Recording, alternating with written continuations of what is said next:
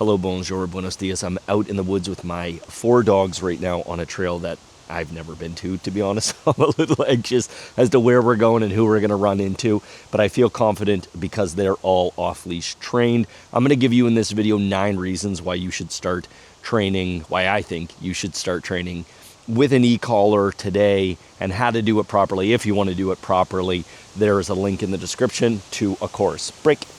So the number one thing is what every dog trainer, if you've ever watched any YouTube videos or worked with a dog trainer before, the number one thing that we all say, I've been doing this over a decade professionally, by the way, is the number one thing is consistency.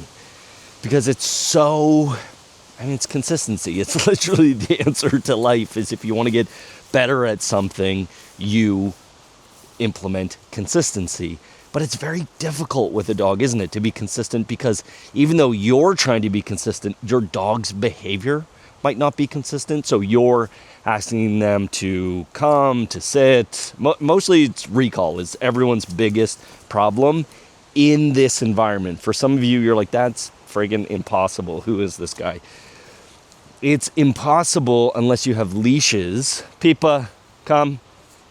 Because you have no way, good girl, to back it up. That's why it's inconsistent, which is why you're stuck to the leash for the rest of your life. Well, this becomes your leash. Watch the German Shepherd right there. Click the button. Find his level is part of it. So I'm going up, finding the level. Good boy. He knows that that is the same as a leash pull. Good. Right here. So he needs more guidance because he's an absolute young goofball. Parker, sit. He must, because that's the same thing as me pulling up on the leash. I've taught him that the button, break, in this context means sit. It's the same thing as pulling up on the leash. So it's that consistency is the number one part of dog training. The number 2 part of dog training is motivation.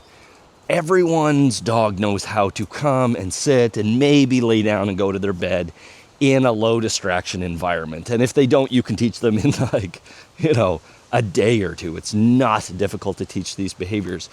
What's difficult is when there's that distraction that we talked about, and then you got to give them a reason to do it. So for most dogs and people, that's treats. Oh, this is gnarly. We get a little river coming through here. And make it. Good. So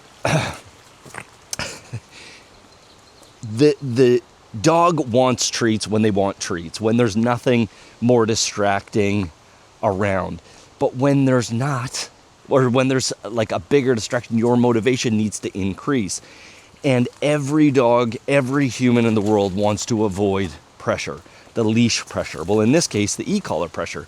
And that is the goal of e-collar training, is that eventually you don't need to use it, that the dog learns to avoid the pressure, which is that motivation, that reason for listening, to avoid that pressure and hope, it's that balance, and hope for positive reinforcement like food, toys, affection, etc. And in the majority of dogs just want the freedom. That is the reward, is like you hear me saying break, they get to go again, they get to be dogs again. The third thing is safety. Like, I don't know what we're going to run into up here. I know that there's a pretty fast running brook over here. There's somebody's house over there. We're discovering this at the same time. Safety wise, or even this, again, I'm going to be throwing this shepherd under the bus a lot. He will full blown sprint into me, not anymore, into me, I've got, a 20 pound, not even 20 pound Cairn Terrier over there. That little pit bull broke her foot last year, which is when I went, okay, safety reasons why I need to control the shepherd more. He ran into her and he knew he was running into her. He has no filter. He has no common sense, I guess you could say. And so when I see him sprinting towards the other dogs, I can use the pressure to slow him down and go, whoa, whoa, whoa. That's too much. And now he'll skirt around them because he wants to avoid that pressure. So that's one level of safety that's like, I think very relatable for a lot of people. Your dog is just like bolting in and knocking you down. You can create a negative around that. Or you could, Parker, just create the positive beforehand. Heel, where the dog has to, come here, heel beside you and stay with you until you release them. Okay, so the other thing would be like road safety, of course, is massive. You can teach your dog manual boundaries. It is easier to use something like a spot-on GPS if you have much property. And then that's just an automated system. There'll be a link in the description below too. I've got an affiliate link, so it's like, I think you get $100 off. That's a better system if you're actually just like planning to go to work or to go take a shower and leave your dog outside. But you can, and I have successfully manually taught dogs their boundaries so that way they avoid going towards the road. This trail is beautiful, by the way. Crazy. Looks like we're coming up to a road though. A huge one is enhanced communication. So I talk to my dogs, but they don't always listen. So I need to get them paying better attention to me and making it more clear.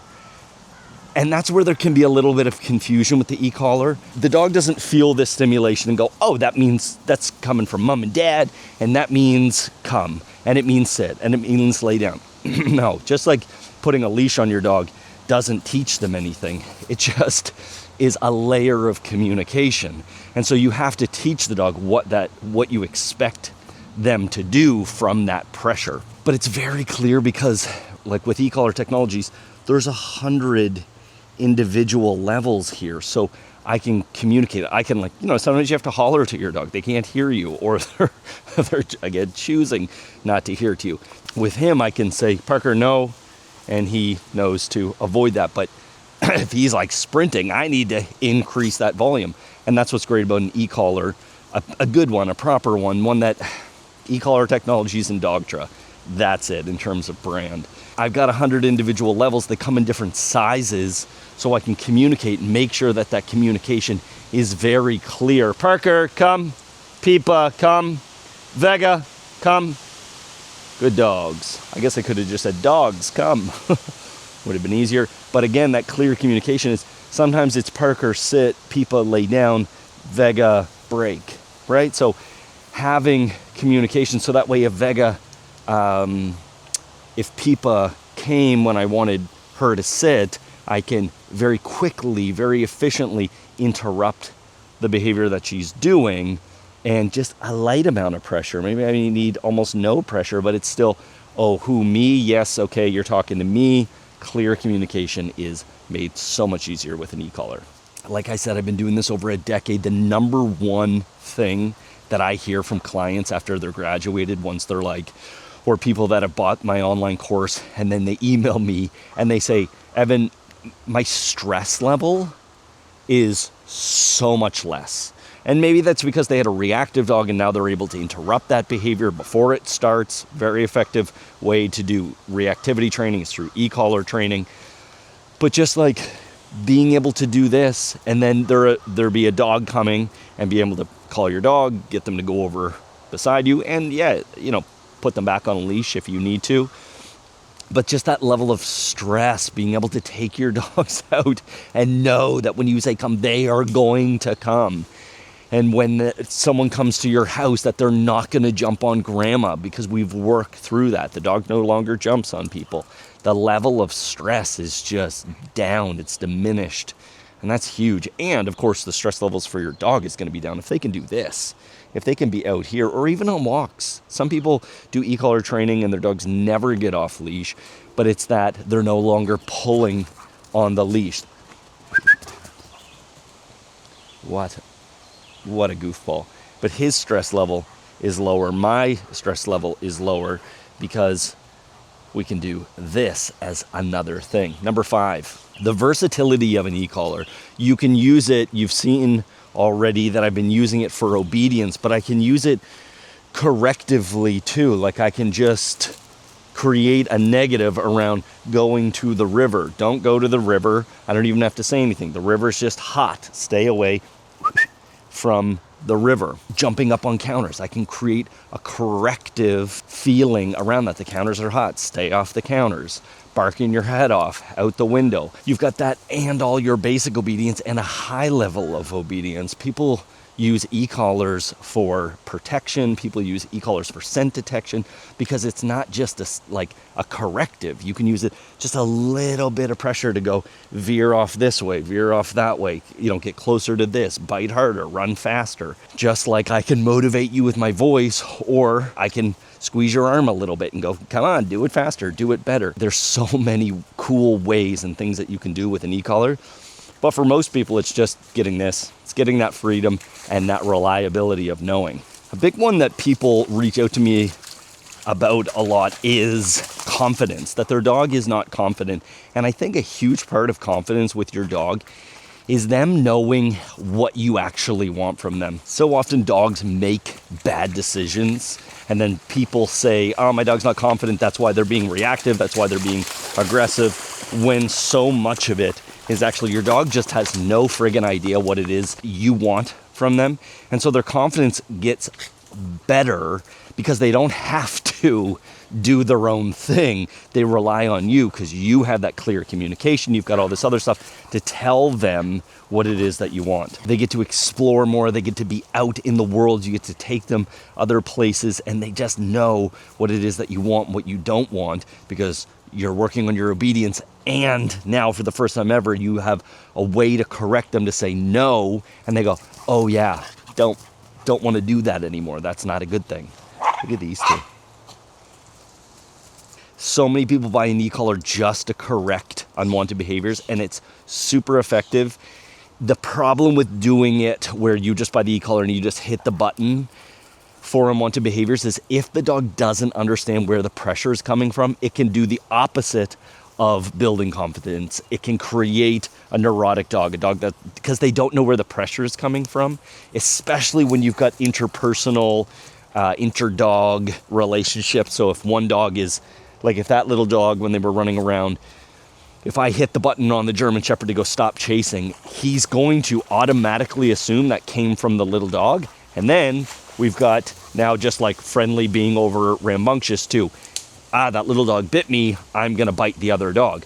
But if you start with all of your regular obedience and then slowly work your way through corrective behaviors, then, and that's the best way, so that way you can say no, or it's not interpersonal and the dog just goes, all right, I felt that pressure before. It means don't walk out onto the road. Don't get up on the counters. And the last thing, and probably most important thing, I'll just turn the camera around here, is you can just see this, just quality of life. Like being able to be off leash, me not being mad at them because they're not doing anything, them not dragging leashes and taking my legs out, them just being able to be dogs, go out in the woods, be with other dogs, be around things, be out in the world. Their quality of life is just so much better. It's so much more clear as to what I want, and they get to do what they want. I can play tug. I don't have to worry about the dog taking my arm off because, they won't spit out the toy. I'm not hollering at them to get off the counter again. They're not taking the kids out, knocking the kids down. They're just able to enjoy life, and I'm able to enjoy life with them. That's why you get dogs, is to just have a better life. There's a link in the description below if you want to learn how to do e-collar training properly, or just watch this video right here and you're going to see how I introduce the e-collar, so that way you can decide, maybe you're unsure still. Reach out if you need more help, if you have any further questions, and as always, know that you're loved. Bye, meow.